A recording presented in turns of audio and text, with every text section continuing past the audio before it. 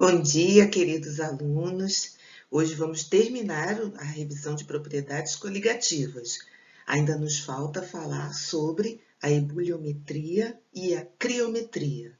Como eu disse para vocês, as propriedades coligativas é como a gente chama o conjunto de fenômenos que se observa quando se adiciona um soluto a um solvente, ou seja, os efeitos que o soluto causa nas propriedades físicas do solvente. Ele passa a se comportar de uma outra maneira, ele apresenta variações.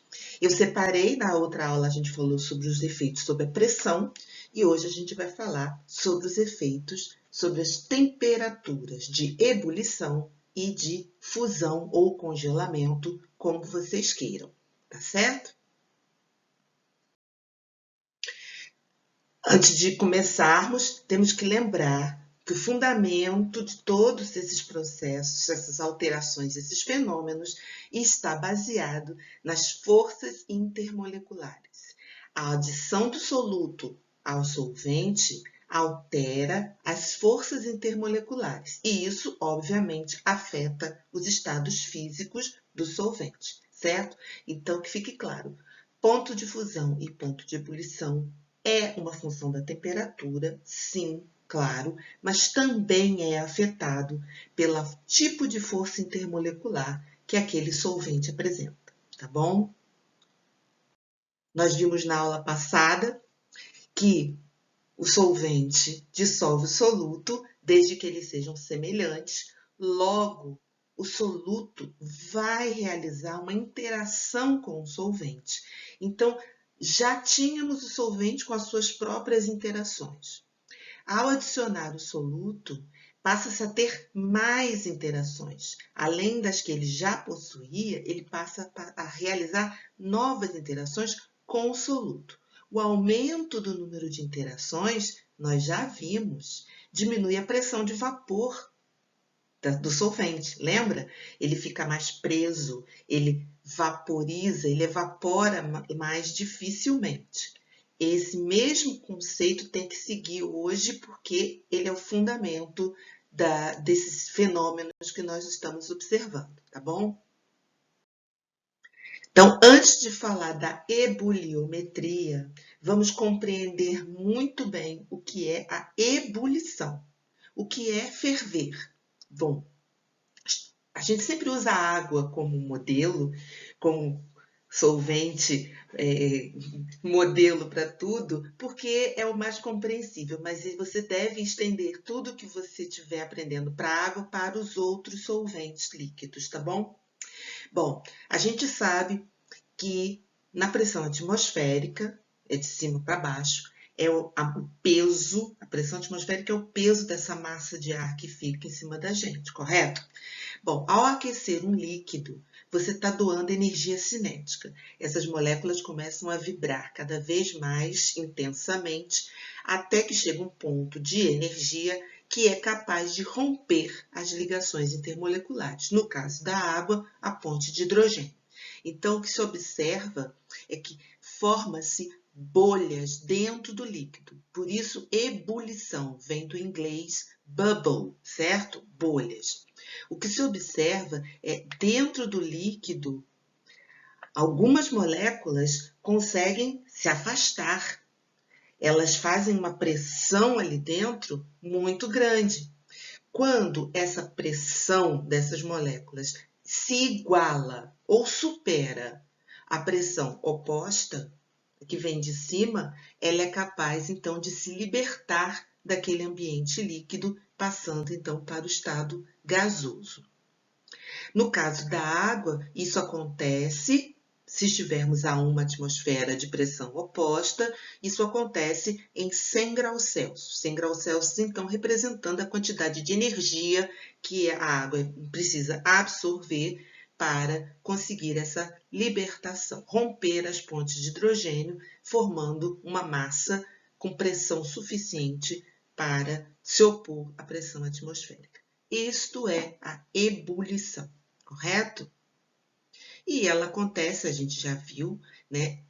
Enquanto todo líquido está passando para o estado vapor, a temperatura não se altera, porque toda energia doada pela chama é absorvida para o romper dessas interações. E o que acontece quando você adiciona o soluto na água? Como nós já vimos, a adição do soluto prende mais as moléculas de água, diminuindo a formação de vapor, diminuindo a pressão de vapor. Então, se há esse empecilho, a quantidade de moléculas que conseguem se opor à pressão atmosférica é cada vez menor, certo? Então, a gente diz que aumenta a temperatura inicial de ebulição. Veja, ela já começa a ferver numa temperatura acima de 100 graus Celsius. Bom, começa a ferver, mesmo estando acima de 100 graus Celsius. Só que são poucas as moléculas que conseguem se libertar da solução. E mesmo assim elas se libertam e passam para o estado de vapor. Enquanto isso está acontecendo, a solução vai ficando cada vez mais concentrada, certo? O solvente está indo embora. E isso faz com que as moléculas que ainda estão no líquido fiquem mais presas ainda. A concentração aumentando, diminui mais ainda a pressão de vapor. Então, a temperatura de ebulição vai aumentando cada vez mais. Então, não só não se forma o platô, como se forma uma rampa, uma faixa de temperatura. Começa a ferver acima de 100 graus Celsius e termina de ferver bem acima de 100 graus Celsius. Esse é o efeito ebuliométrico. A presença de um soluto altera totalmente as condições de ebulição do solvente, nesse exemplo aí, a água, por esses motivos, porque ela está mais retida por ligações intermoleculares, correto? Bom, a ebuliometria, então, estuda esse fenômeno. Estuda essa variação da temperatura de ebulição, correto? ΔT. E lembrando, a temperatura de ebulição da solução, TE, ela é sempre maior do que a temperatura de ebulição do solvente puro, TE2. Esse índice 2 indicando o solvente, tá bom? Quem estudou isso? Raoult. A gente vai usar a lei de Raoult. Ele disse para a gente que essa variação da pressão de vapor, a variação da temperatura de ebulição e a variação da temperatura de congelamento é proporcional à concentração dessa solução, aqui representada pela molalidade, tá bom? E essa proporção é dada pela constante ebuliométrica, uma constante de proporcionalidade. O cálculo da constante de ebuliométrica é um pouco complicado, então a gente não vai rever isso hoje ou não vai ver isso hoje. Em geral, o exercício já traz essa constante ebuliométrica. E temos que levar em consideração também o fator de Van 't Hoff, porque a gente viu que a concentração de algumas substâncias às vezes causa um efeito muito maior do que outras, por causa do número de partículas que estão em solução. A gente já viu isso na aula passada, certo? Bom, eu posso substituir a molalidade por N1, número de mols do soluto, sobre M2, a massa do solvente, em quilogramas. Se a massa do solvente não estiver em quilogramas, você é obrigado a usar aquele fator de correção vezes 1000 no numerador. Lembra disso? Quando a gente viu molalidade. E também posso substituir o próprio N1, número de mols do soluto, por massa do soluto, dividido pela massa molar do soluto. Todos esses ajustes não modificam em nada o nosso cálculo, mas atenção aos detalhes. Para confirmar que eu preciso do fator de Van 't Hoff, eu trouxe alguns exemplos aqui nessa tabela. Veja, a água pura fervendo a 100 graus Celsius, isso me deixa claro que está sob uma pressão oposta de 1 atm. Se você coloca meio mol de sacarose, que é uma substância molecular, que isso quer dizer? Não ioniza e não dissocia. O efeito é um aumento de 0,25 graus Celsius na temperatura de ebulição da água. Se você também usa meio mol, porém, de NaCl, o efeito é o dobro. Por quê? Porque dobra o número de partículas, tá certo? Agora eu tenho o Na+, e o Cl-. Então, são duas partículas a competir pela interação com as moléculas de água. Já se você bota também meio mol, mas de cloreto de cálcio, o efeito triplica, porque são 3 partículas dissolvidas em água, certo? Então, há 3 partículas competindo pelas interações com a água. E aqui, compara meio mol de NaCl com 1 mol de NaCl. O efeito dobrou também, certo? Porque agora são 4 partículas, né? Sei lá, o dobro. 4 vezes o efeito de meio mol de sacarose. Tá compreendido? Vejamos. Um estudante de química dissolveu 90 gramas de glicose em 400 gramas de água e aqueceu o conjunto. Sabendo que a constante ebuliométrica da água é 0,52 graus Celsius por mol, depois de algum tempo, a temperatura inicial de ebulição por ele encontrada foi de...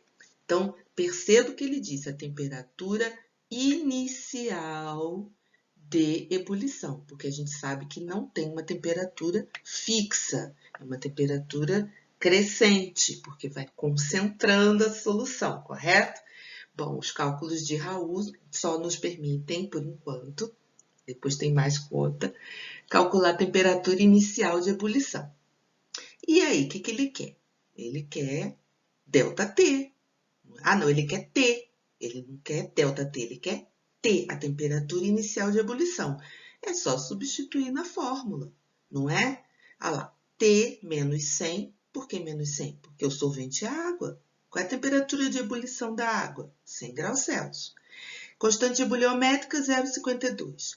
A massa do soluto da glicose, 90 gramas. A massa molar da glicose, 180 gramas por mol. E o que você não pode dar bobeira é que a massa do solvente, água, deve estar em quilograma.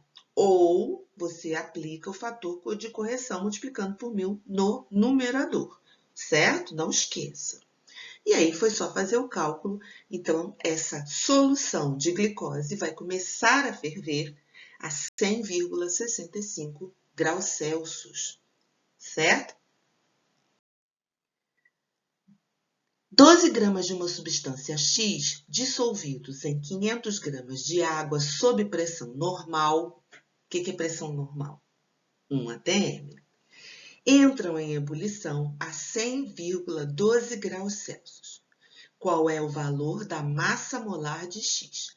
Veja o uso da ebuliometria além de determinar ponto de ebulição de solução.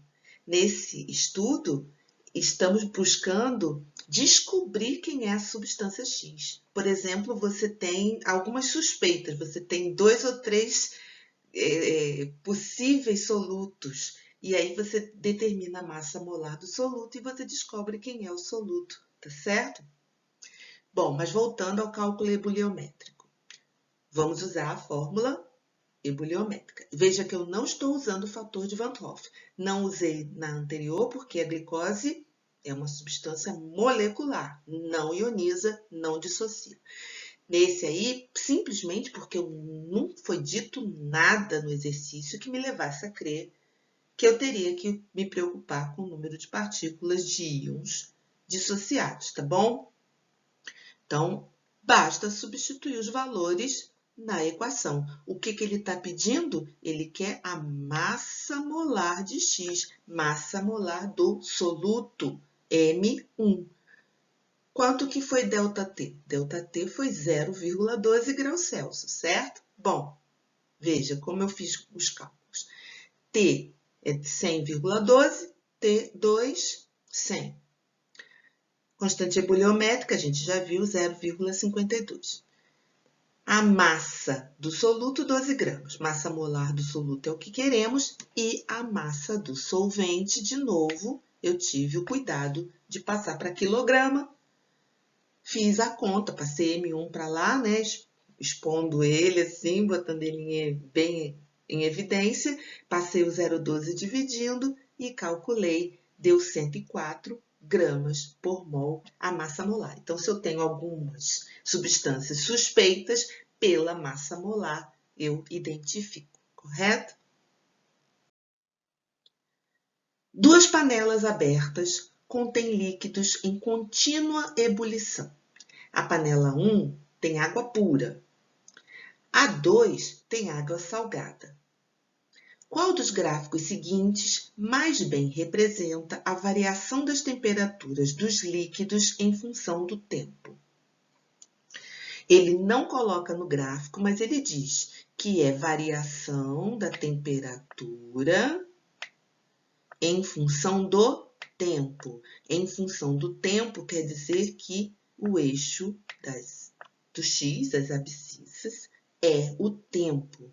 E as ordenadas é que são as temperaturas. Você deve compreender essa linguagem, tá bom? Muito bem. Aí, voltando. A gente sabe como é que a água pura ferve. A água pura ferve fazendo aquele platô. Então, por exemplo, eu nunca apostaria neste tipo de curva para aquecimento da água pura, tá certo? Então, já eliminei uma resposta. E a gente sabe que a água salgada, ela não ferve fazendo platô. Desculpa aqui. Tá bom? Então, esses três gráficos nunca poderiam ser respostas para a gente. Ou é a letra D ou a letra E. Qual o detalhe? A temperatura de ebulição da água salgada é sempre acima da temperatura de ebulição da água pura. Então, a resposta, letra D. Uma solução aquosa de cloreto de cálcio, utilizada para fins industriais, apresenta molaridade 2 mol por quilograma e tem ponto de ebulição 103,016 graus Celsius, sob pressão de 1 atm. Sabendo que a constante ebulioscópica da água é 0,52 graus Celsius quilo por mol, o grau de dissociação iônica do soluto é. Viu? Mais uma utilização para o estudo da ebuliometria, descobrir ou calcular ou medir experimentalmente o grau de dissociação. Não é um bom estudo? Do que ele está falando? Ele está falando de alfa, grau de dissociação iônica do soluto. Certo? Para calcular alfa, eu vou buscar primeiro o soluto, em quantas partículas ele se dissocia, porque é uma substância iônica. O cloreto de cálcio, ao dissociar, forma 3 partículas, o íon cálcio e 2 íons cloreto, certo? Então, agora é só substituir na fórmula. Lembre-se que ele está perguntando o grau de dissociação iônica. Ele está perguntando alfa, correto? Então, quanto vale T? Quanto vale T2? T é a temperatura alta, T2 é a temperatura do solvente puro. Constante ebuliométrica, 2 a molaridade e a fórmula de Van't Hoff, correto? Basta substituir na fórmula e calcular alfa. Deu 0,95, ou seja, 95%. Eu queria mostrar para vocês o fator de Van't Hoff, o que ele significa. Eu trouxe aqui como exemplo o ácido sulfúrico. Como é que o ácido sulfúrico se comporta em água? O ácido sulfúrico é uma substância molecular polar. Então, coloca em água, ela ioniza. No caso do ácido sulfúrico, forma 2 íons H+, e um íon sulfato. Diz a literatura que o grau de ionização do ácido sulfúrico não é de 100%. Apesar dele ser um ácido forte, ele não é de 100%, ele é só 61%. Então, vamos calcular o fator de Van 't Hoff para o ácido sulfúrico. Usando a fórmula 0,61, que é o alfa, né? 0,61, 61%. 3 é o número de partículas, porque são 2 hidrogênios e um sulfato. E aí fiz a conta e deu 2,22. Mas o que significa esse 2,22? Eu trouxe aqui um exemplo. Veja, pensa assim, são 100 moléculas de ácido sulfúrico. Dessas 100 moléculas, 61% vão ionizar. 39% não vão ionizar, vão permanecer unidas na fórmula da molécula H2SO4, correto? Então, 39 não se quebram, não se rompem, mas 61 rompem, quebram em pedaços menores. Quais são os pedaços? Bom, cada molécula forma 2 de hidrogênio e uma de sulfato. Então, 61 moléculas vão formar 122 de H+, e 61 de sulfato. Então, eu somei, deu 121 partículas H+, 61 partículas SO4-2 e 39 partículas da molécula inteira. Ao todo, deu 222 partículas em 100. É isso que significa o 2,22. Cada uma molécula de ácido sulfúrico dá origem a 2,22 partículas. Se isso não faz sentido para você, pense em termos de mol. Cada 1 mol de ácido sulfúrico forma 2,22 mols de partículas. Compreendido o que é o fator de Van 't Hoff? Então, vamos seguir. Agora vamos falar da criometria. Então, antes de falar da criometria, vamos ver o que é o congelamento. A gente vai baixando a temperatura, as moléculas vão se aproximando, vão perdendo energia cinética, vão vibrando cada vez mais, até que o estado de agregação é tamanho, é tão apertado, tão quieto, a densidade é tão grande que aquela estrutura nos aparece como estado sólido, certo? De novo, eu vou trazer a água como exemplo, apesar de que a água é uma substância que não tem um comportamento clássico, ela tem um comportamento que a gente chama de anômalo, mas é um bom exemplo. A água, quando está no estado líquido, faz aquele monte de ponte de hidrogênio, mas as moléculas estão em movimento. Conforme você vai resfriando o sistema, elas vão perdendo energia cinética. Porém, para entrar no estado sólido, a organização das moléculas da água é tão bonita, tão linda, forma cristais. É uma organização cristalina. No caso da água, essa organização é tão grande, a posição das moléculas, elas são sempre tetraédricas, porém elas formam hexágonos, e esses hexágonos é que formam os cristais.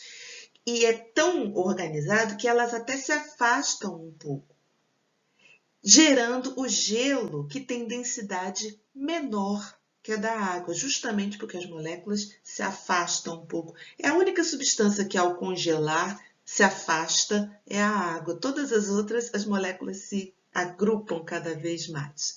Mas é até legal de entender por que o gelo é menos denso do que a água e ele flutua na água, tá? Por causa desse arranjo cristalino muito bonito.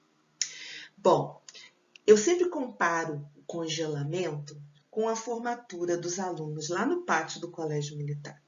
Quando os alunos chegam, eles conversam, eles se encontram, dá beijinho, aí anda para lá, anda para cá, até que o sargento grita: cobrir! E aí vai cada um para o seu lugar, mantendo uma distância regular entre vocês. Eu tenho certeza que nesse momento, quando vocês entram em forma, ocupam um espaço muito maior do que ocupavam quando estavam aleatoriamente andando pelo pátio. E, além disso, a energia cinética de vocês diminui muito. Vocês não param de se mexer, vocês continuam olhando para o lado, conversando, respirando, coçando a orelha, fazendo vários movimentos, mas parados ali, certo? Essa estrutura organizada cristalina, eu comparo com o estado sólido. Agora, vocês imaginem vocês lá, muito arrumadinhos na formatura. Entram 10 cachorros e 20 gatos no meio da formatura. O que vai acontecer com essa estrutura organizadíssima? Vai perder a organização. Vai virar uma zona toda de novo. Vai ter gente correndo, vai ter gente pulando, vai ter gente quieta. É isso que acontece quando você adiciona um soluto a essa estrutura linda, cristalina, maravilhosa. Certo? Então, quando você joga sal no gelo, essa estrutura se rompe. Você sabe por quê? Porque aquela estrutura que era formada só de pontes de hidrogênio, agora ela vai fazer as interações íon-dipolo. E aí vai destruir a minha organização cristalina, o meu arranjo cristalino, certo? Então, ao resfriar a água pura, quando chega em 0 graus Celsius, começa a organizar e vai organizando até que todas as moléculas que estavam no estado líquido se organizem num grande bloco de gelo. Se a água contém sais, ela não consegue se organizar a 0 graus. Eu vou ter que resfriar mais ainda para que ela comece a se organizar e principalmente tirar os íons ou o soluto, ou o que for que esteja perturbando essa organização. Então, só começa a congelar numa temperatura bem mais baixa. E do mesmo jeito que a gente viu para a ebulição, é assim, a água pura se transforma em gelo. A água com sais não consegue se transformar em gelo, então eu tenho que resfriar mais ainda. E aí ela vai empurrando os sais, sabe a formação do iceberg? Vai empurrando os sais para fora do iceberg. O iceberg mesmo, ele tem pouquíssimo sal, porque ele não consegue entrar. O gelo só se forma quando empurra os cachorros e os gatos para fora, certo? E conforme essa solução aqui vai ficando cada vez mais concentrada, porque a água está virando gelo, mais difícil de entrar no estado sólido, de formar o cristal. Então, eu vou precisando de cada vez temperaturas mais baixas, certo? Então, quanto mais sal, mais difícil essa organização do arranjo cristalino, mais frio tem que ficar o sistema para conseguir organizar as moléculas no estado sólido, certo? Esse é o efeito criométrico, é o abaixamento da temperatura de fusão ou de congelamento, como você queira. E como que a criometria estuda esse fenômeno? Pela lei de Raoult também. A mesma lei, a mesma relação matemática, só que agora aplicada à temperatura de fusão ou de congelamento. Veja que agora a maior temperatura é a do solvente puro. A temperatura de congelamento da solução é mais baixo, tá certo? Mas, de qualquer forma, a variação é ΔT e é proporcional à concentração da solução. Soluções muito concentradas vão dar um delta muito maior, como nós vimos no gráfico ali em cima. Soluções mais diluídas dão delta bem pequenininho. Do mesmo modo, a constante de proporcionalidade tem um cálculo complicado, mas como a gente ainda não viu o calor latente, essas coisas, esses dados vêm prontinho no exercício para a gente usar. E o fator de Van 't Hoff, que será usado sempre que o soluto for um soluto iônico ou um soluto covalente polar ionizável, tá certo? Então, vejamos. A solução aquosa, bem diluída, que possui menor temperatura de solidificação, é a de... Gente, temperatura de solidificação por causa de soluto, a gente estuda pela lei de Raoult. As concentrações são iguais para todo mundo. Ali, todo mundo 0,01 molar. Então, não é por causa da concentração. Então, é por causa de quem? É o mesmo solvente, é a água. Então, Kc é igual para todo mundo também. Certo? Porque o Kc depende do solvente. Então, o motivo quem é? O fator de Van't Hoff, com certeza. Então, o nosso trabalho aqui é identificar quem terá o maior fator de Van't Hoff, logo terá o maior ΔT, ou seja, a maior diferença de temperatura de solidificação em relação ao solvente puro. Então, vejamos, NaCl em água forma duas partículas. Como a concentração é 0,01, 0,02 mols de partícula. Já o MgCl2, quando colocado em água, forma três partículas. Como a concentração é 0,01, vai formar 0,03 mols de partícula. Para o nitrato de sódio colocado em água, formam-se duas partículas, um cátion e um ânion, igual o NaCl.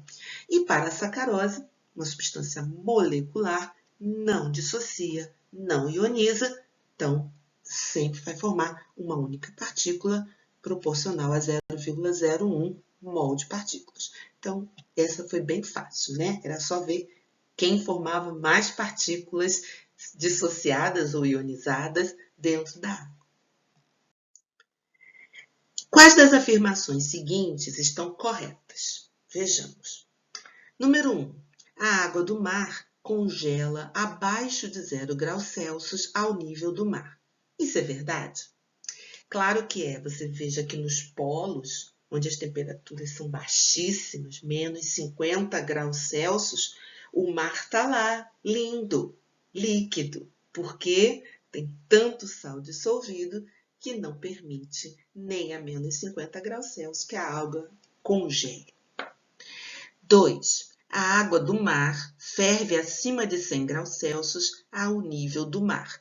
Mesmo não tendo uma visualização, como no caso dos polos, a gente sabe que qualquer solução aquosa, vai ferver acima de 100 graus Celsius. Não é esse o efeito eboliométrico? Colocou um soluto, a água não consegue pressão de vapor suficiente para ferver a 100 graus Celsius, correto? Número 3. Durante a ebulição de uma solução, a temperatura eleva-se continuamente. Não é verdade? Conforme a água vai evaporando, a solução restante que ficou não vai ficando cada vez mais concentrada? E aí a concentração causa um efeito ebuliométrico cada vez maior? Vai ficando mais difícil para a água se soltar e entrar no estado vapor? Então, essa item também está certa. Número 4. Durante a solidificação de uma solução, a temperatura diminui continuamente. Do mesmo jeito, conforme as moléculas de água vão conseguindo se organizar no estado sólido, a água restante vai ficando cada vez mais concentrada do seu soluto, o que vai dificultando cada vez mais. Então, eu vou precisar cada vez resfriar mais para que consiga entrar no estado sólido. Então, todas estão corretas. Uma solução apresenta 54 gramas de glicose em 500 gramas de água, sendo a constante Kc, crioscópica ou criométrica, da água igual a 1,86 graus Celsius quilograma por mol. Calcule o abaixamento da temperatura de congelamento da solução. O abaixamento da temperatura não é a temperatura de início do congelamento. O abaixamento é o efeito, é o delta. É quanto variou, tá certo? Ele dá a massa da glicose, a massa molar, ele dá a massa da glicose aqui também, e ele dá a massa de água. É a aplicação da fórmula. E eu não usei o I. Por quê? Porque eu sei que a glicose é uma substância molecular. Não ioniza, não dissocia, então I é igual a 1. Não precisa entrar na fórmula. Então, ele quer delta. Então, eu vou direto para delta. Kc é 1,86, M1 é a massa do soluto, 54, massa molar do soluto, 180, e a massa da água, não se esqueça, usaremos em quilograma, certo? Se você não usar, tem que usar o fator de correção. E delta, então, foi de 1,116 graus Celsius. Logo, a água vai congelar a menos 1,116 graus Celsius, porque é o efeito criométrico, abaixamento da temperatura de congelamento ou a temperatura de fusão, tanto faz. Por hoje é só, nós terminamos as propriedades coligativas. Mas se você olhar lá no AVA, o que não falta é lista de exercício e nota de aula para você cansar de conta com as leis de Raul. Estuda, galera. Tchau, até a próxima aula. Boas provas!